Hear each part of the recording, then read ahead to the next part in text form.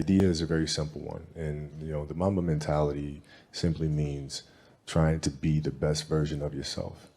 That's what the mentality means. It means every day, you're trying to become better, and it's a constant quest. It's an infinite quest. Film, I come to understand if I could work that hard every day, with being blessed with the physical tools that I have, what would my career be?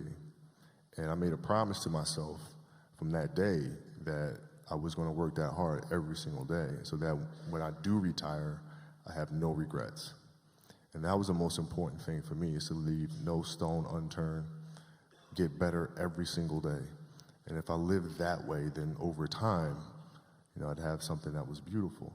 But that was my philosophy. It seems like a pretty simple one, but if you live your life to just get better every single day, and do that for 20 years, what do you have?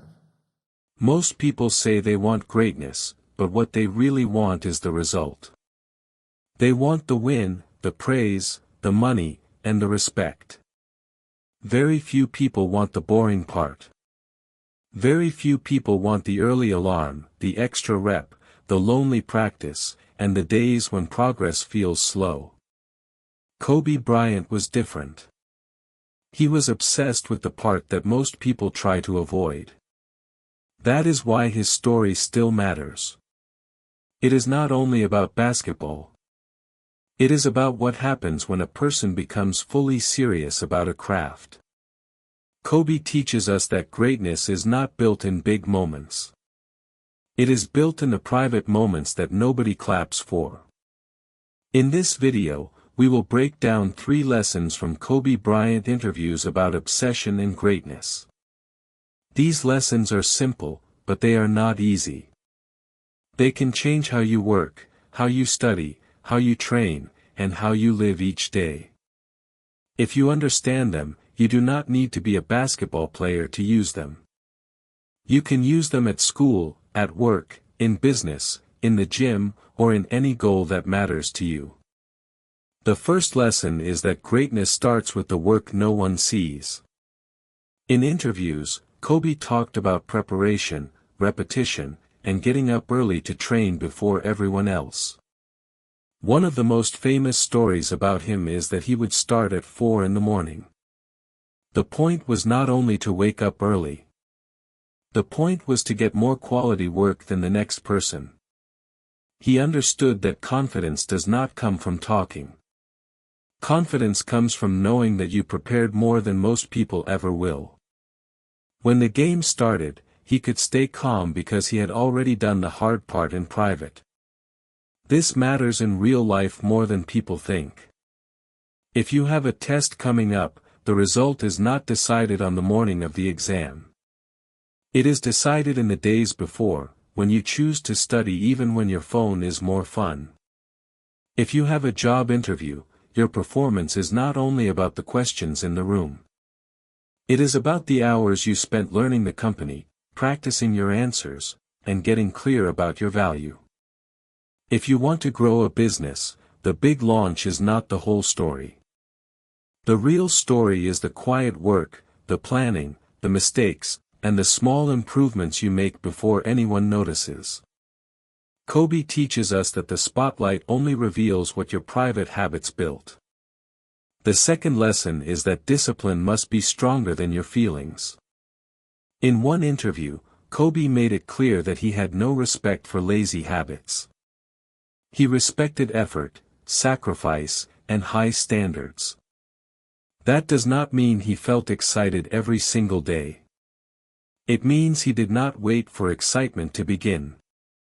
This is where many people fall behind. They think progress starts when they feel motivated. But motivation is unstable. Some days it is high, and some days it disappears. Discipline is what keeps you moving when your feelings are not helping you. Think about how this works in normal life. Maybe you want to get in shape. If you only go to the gym when you feel inspired, you will miss too many days. But if you make training part of your schedule, it becomes something you do, not something you debate. Maybe you want to read more, save money, or build a side project. The same rule applies. Your future changes when you stop asking yourself how you feel and start asking yourself what the standard is. Kobe lived by a standard. He did not lower it because he was tired, bored, or distracted. And that is a lesson most people need. Greatness is often just boring discipline repeated for a long time. The third lesson is that failure is part of the path, not the end of it. Kobe spoke often about missing shots, losing games, and learning from hard moments. He was not afraid of failure because he knew failure gives information. It shows you what is weak, what needs work, and where your limits are. People who fear failure too much usually stay small. They avoid risk, they avoid pressure, and they avoid anything that could expose them. But comfort never makes you great. If you want a bigger life, you must be willing to look bad while you are learning. This is true for everyone. If you start a new skill, you will be bad at first. If you start speaking in public, your first talk may feel awkward.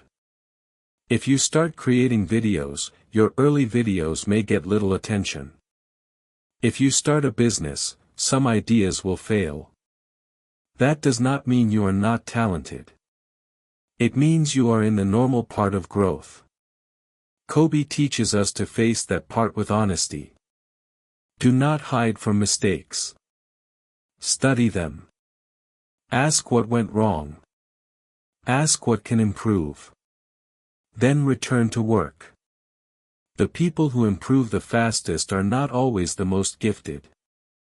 They are often the ones who can recover the fastest, learn the fastest, and keep going without feeling sorry for themselves. There is also a deeper point under all three lessons. Obsession, in the way Kobe showed it, is not just about working hard. It is about caring enough to give your best attention to one thing at a time. In a world full of noise, that is rare. Most people split their energy. They start, stop, switch, scroll, and drift. Then they wonder why they never build real skill. Kobe reminds us that depth beats distraction. When you are fully present with your craft, your study, your training, or your work, you improve faster because your mind is not leaking energy everywhere else. You can apply this in very small ways. When you sit down to work, do one task for a set block of time. When you study, remove the things that pull your attention away. When you practice a skill, focus on one weakness instead of doing everything at once. When you set a goal, measure the actions you control, not just the result you want. This is how obsession becomes useful instead of unhealthy. It becomes clear, focused effort. It becomes respect for your time. It becomes a promise to yourself that you will not live in a careless way. Another powerful thing about Kobe is that he did not separate pressure from greatness. He accepted that pressure comes with high standards. A lot of people want big goals, but they want an easy path to reach them. That is not how it works. The moment you decide that your work matters, pressure appears. Expectations appear. Fear appears. Doubt appears. Kobe teaches us not to run from that. Pressure is not always a sign that something is wrong. Sometimes it is a sign that what you are doing truly matters to you. The answer is not to avoid pressure. The answer is to become more prepared than your fear.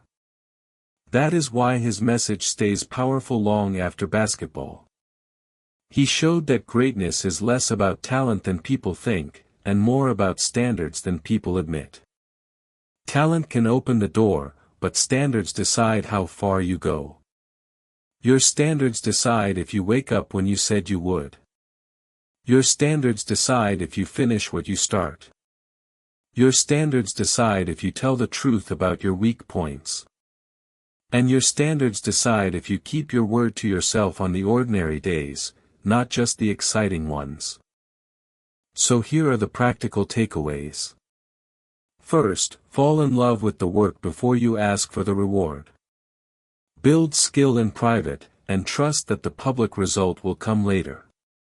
Second, stop waiting to feel ready.